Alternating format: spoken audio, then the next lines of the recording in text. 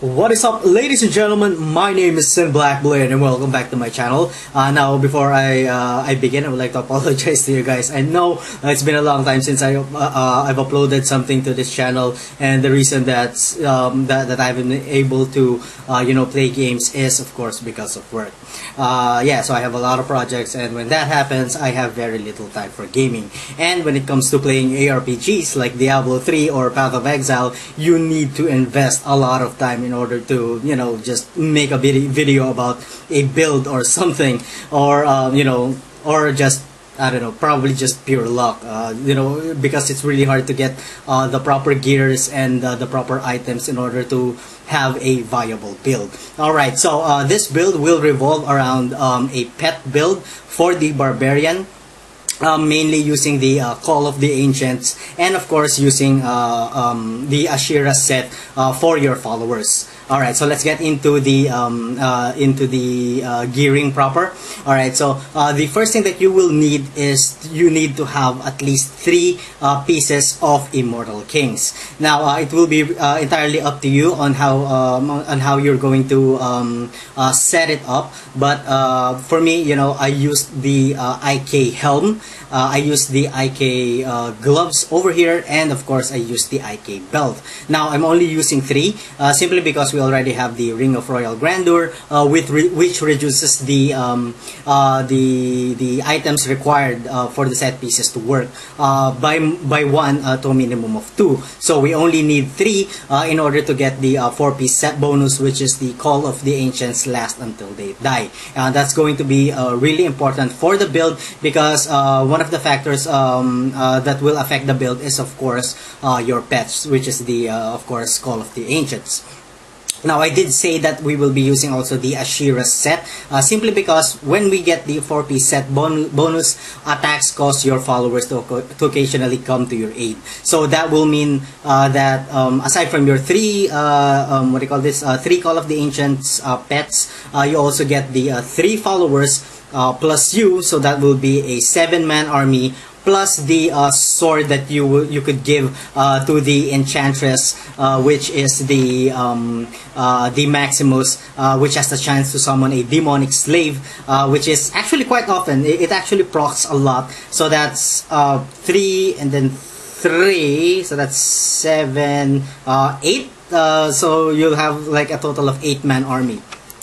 Alright, so again, on my Ashearas, I chose to put all the 3 items, or choose the shoulder for the Asheara set. I also chose the pants for the Asheara set, and of course the boots for the Asheara set. Again, in order to get the 4-piece set bonus, we only need 3 items, simply because we already have the the Ring of Royal Grandeur. Now you can use the Asheara's gloves, but then I already have the Asheara's gloves over here, but then it has a somewhat a lesser damage compared to my Immortal King's Iron. So that's why I'm using the Immortal King's Irons instead of the Asheara's Ward, and instead of using probably the boots or the chest piece for the IK. Now speaking of chest piece, the reason that I chose the RAEKOR'S Heart as my chest piece is that this is one of my chest pieces which has the highest roll of strength and vitality, plus this one also rolled the reduced damage from the elites by 11%. Now that may not sound really huge, but believe me, the damage reduction of 11% from the elite packs will help your character a lot in terms of when it comes to survivability. For your bracers, we are going to be using the Reaper's wraps. This is fairly common because we are going to be using the Seismic Slam a lot. Now we can do this almost infinitely because of the Call of the Ancients, which I will explain later. But then oftentimes when we're running around the map, it will also be good that we could restore 25% of our primary of our fury when we get the when we get health loops. Now when it comes to amulets and rings, it will be entirely up to you. Just get the highest DPS that you can. Make sure that you have critical hit chance on your rings.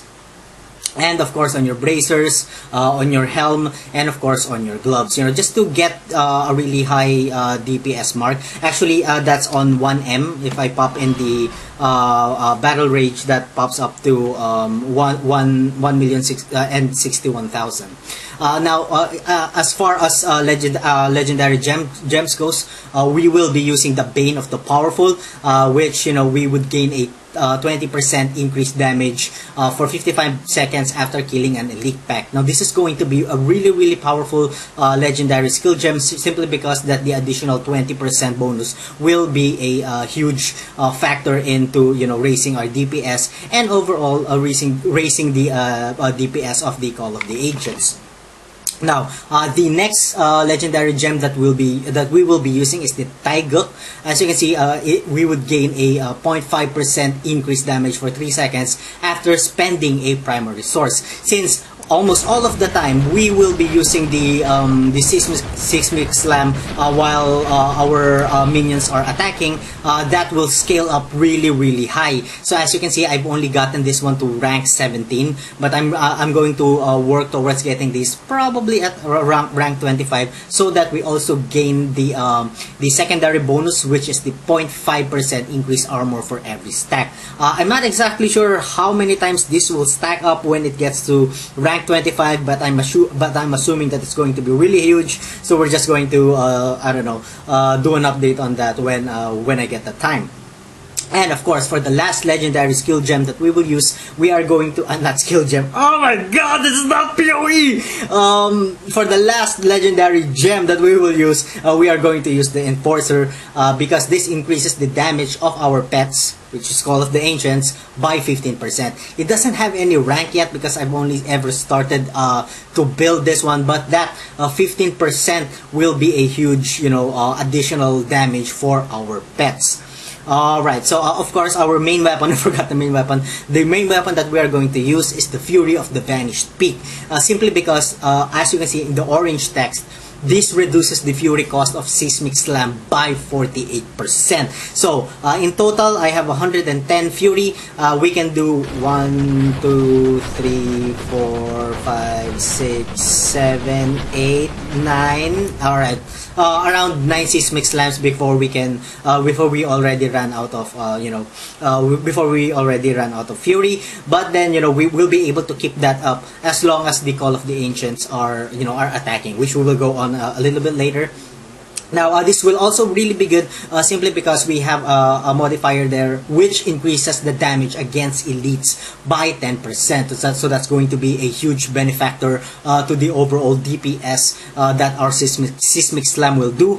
Plus, it increases the Seismic Slam damage by 30%. So we are going to do a huge amount of damage, even though that we don't even have the Wrath of the Berserker up. So that's going to be really good. Although I'm not exactly sure if the DPS of this weapon will be in fact greater than this one, because of all the two-hand items that I was able to pick up, this has the most highest minimum damage. As you can see, the minimum damage of this weapon is at 2,984. That is a huge amount of minimum damage, and it's not even socketed yet. So I'm guessing that once we use a Ramalandis gift over there, over to this weapon, at the socket, and then increase the 8% damage to probably 10%, then we could get the minimum damage of this one to a flat 3k. So I don't know if this is going to be much more effective rather than the Fury of Vanished Peak. So I don't know, we're gonna have to see, I don't know, through some testing on that. Alright, so that's about it. Of course, since we will be, summoning our followers occasionally when we attack, it will be very good for you to, at least get them geared out. As you can see, I'm not really doing, the chances it's not really doing that much DPS. As you can see, she's only doing 236k, simply because most of the gear that she has is tailored towards some other characters that I've played. I haven't really only played an int character, so I'd probably change some stats over here, probably change the strength into intelligence, and probably get the dexterity into intelligence too, just to increase her DPS up. Also, one of the focuses that you can give your enchantress is this one, so that we could gain access to all of her skills, since the followers will be at play at a very short time. It will be good for them to use everything, every skill that they have, so that they would be much more effective. So that's another thing to keep in mind when when gearing up one of your followers. Of course, my other follower, which is this scoundrel, yeah, he's really not geared up that much yet. As you can see, he's only doing a 251k damage, and using Buriza, and then some token over here which reduces the cooldown of all follower skills by 50%. But I would love it if I could get the unique token which allows us to gain access to all of his skills, because as I've said, they're only in game for a short period of time, so it will be good if they could just throw everything out while they're in play. Alright, but with my Templar is actually doing pretty good with his damage at 356k. Of course, he has this relic which allows him not to die, and that's going to be really good, simply because that he's a real lifesaver. When you're battling and you're losing so much life, he could heal you automatically. So yeah, he's going to be a really good lifesaver. So you don't ideally want him to die. Alright, so I guess that's about it. I've discussed everything. Let's discuss the skills, our build. First of all, we are going to be using the Call of the Ancients with the skill rune Ancient's Fury. As you can see, gain 4 Fury every time the Ancient deals damage. So what this is going to do is, while they're dealing damage, we are gaining Fury. So what that means is we are going to do almost an infinite amount of Seismic Slam. The only thing that will stop us if the Ancients get frozen. If they get frozen, you won't get any, or we won't get any Furies. But of course, they will only be frozen for a short duration of time, and after that they can begin attacking again. For a second skill, we are going to be using the Seismic Slam with the skill rune Rumble. This is going to be really good because once we cast the Seismic Slam, the earth still shudders, which deals additional damage to a really huge area here of cone. So there's going to be a lot of DPS going on in that cone. So that's going to be really good. But you also have an option to, if you really want to increase the overall damage of the Seismic Slam with one blow, I suggest that you use the Shattered Ground, as it increases the damage of the Seismic Slam by 735%. So either which, it will be entirely up to your general preference.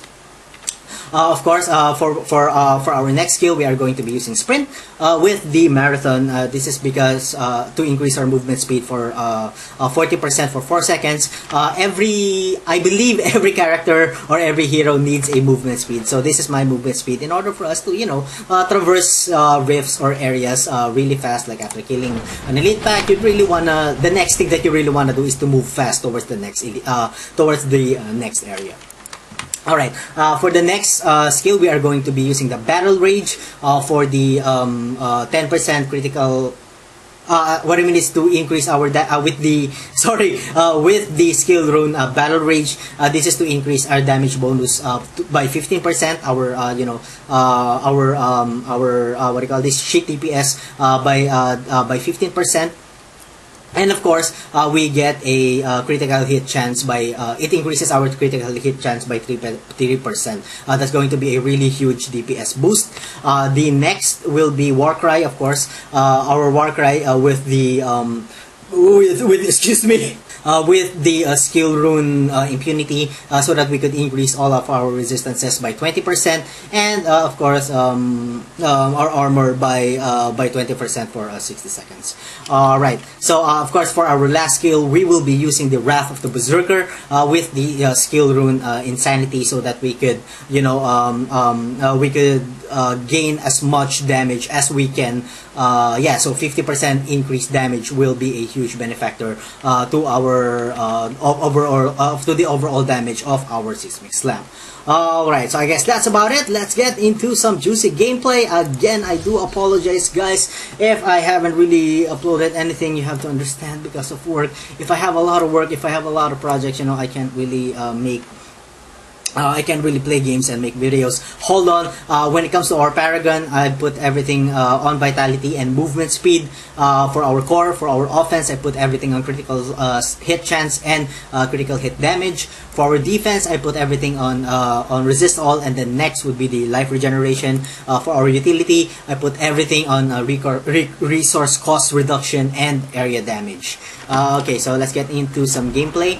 Again, the DPS of the Call of the Ancients is really substantial. They're doing a lot of DPS, so I'm going to show it to you first before I attack. So as you can see, 4.2 million, 4.8, 4.5, 2 point something. So that is a lot of DPS.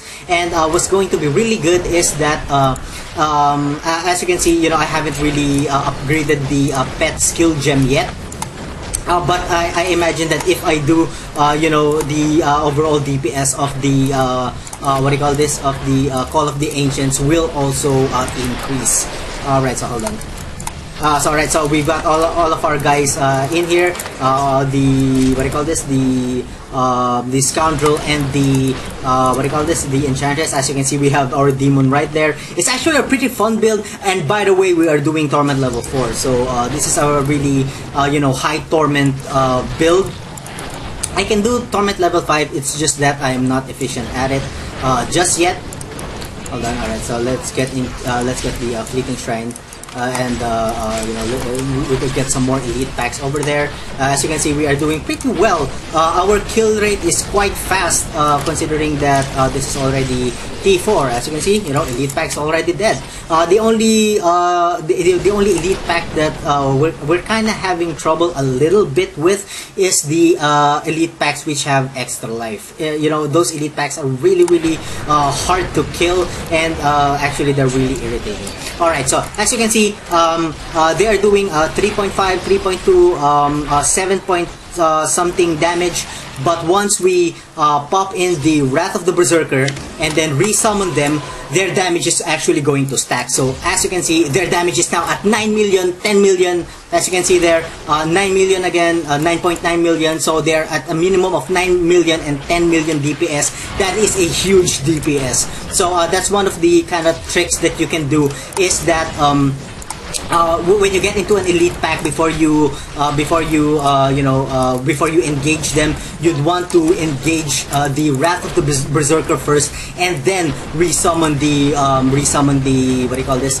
Resummon the Call of the Ancients, so that they would do much more damage. So as you can see, that was 10 million DPS that they are doing. Imagine if we could get the the Enforcer, the pet skill gem, the pet legendary gem into a higher rank number. Their DPS would be, you know, absolutely, you know, huge, or probably even reach up to 15M. Alright, so let's get into one more elite pack. Oh, okay, so hold on. Alright, so we'll be getting into one more elite pack, and we'll be ending the video. Alright, okay, so we have one more elite packs over there. Okay, alright, we haven't had our skill cooldown yet on the Wrath of the Berserker, but that's okay. So as you can see, we can do almost an infinite amount of an infinite amount of Seismic Slam, just as long as our what do you call this, our Call of the Ancients are attacking. And by the way, I forgot the passive skill rune. Of course, we are using the Unforgiving. Of course, we are using the Boon of Bulkatol so that we can the cooldowns of the Call of the Ancients and the Wrath of the Berserker would go down. Of course, we are using the Weapon Master. As you can see, mighty. Since we are using a mighty weapon, the stat that we are going to benefit here from is that mighty weapons gain 2 fury per hit. And of course, every barbarian has this. The Rampage increases the strength by 1% for 8 seconds after killing an enemy, and you know, this can stack up to 25 times, which can, you know, increase your damage a lot. By, you know, I'm not exactly sure to how much, but it is a lot. I believe it's my total damage will be at about 1.4 M. Alright, so I guess that's about it for this episode, guys. So thank you so much for watching. If you guys enjoyed the content, please like, comment, and subscribe. And as always, I'm gonna see you guys on the next part of my video. Have a good one. And that is have a guaranteed this elite pack. Sorry, up there. So with just 2 sentries, you know, I am able to do Torment level 6. You know, you could just